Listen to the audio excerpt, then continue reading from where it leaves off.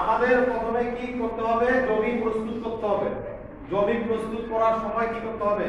যে মাটিটা সঠিকভাবে ঠিক করে নেওয়ার পরে তোমার ওই বীজতলা তৈরি করার সময় একটু পানি দিতে হবে। পানি দেওয়ার পরে মাটিটাকে ওইভাবে প্রস্তুত করতে হবে, জৈব সার দিয়ে কিছু রাসায়নিক সার দিয়ে মাটি প্রস্তুত করতে হবে। মাটি প্রস্তুত করার পর তারপরে যে তুমি ধানের বীজতলা করবে সেটা তোমাকে তখন কয়েক ঘন্টা ভিজে রাখতে হবে। ভিজে রাখার পরে ওইটা ডিগার দিতে হবে। ডিগার মানে ওই জলটা ওইটাকে করাকে ডিগার দেওয়া, একটা বেলার মধ্যে করার পরে পরে তখন ওই বীজটা জমিতে যেখানে তুমি বীজতলা করছো না জায়গাটা ওখানে তুমি এরকম ছিটাই দিতে হবে।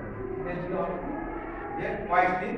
তারপরে তুমি প্রচন্ড শীত হলে সেখানে প্লাস্টিক দিয়ে কি করতে হবে? প্লাস্টিক দিয়ে কি করতে হবে? ঢেকে রাখতে হবে। তারপরে ওইটা আমরা ওখান থেকে সুন্দর একটা ধানের বীজ আমরা পাবো। ধানের বীজ হতে পারে, টমেটোর বীজ হতে পারে, ভুট্টা, ভুট্টা ওই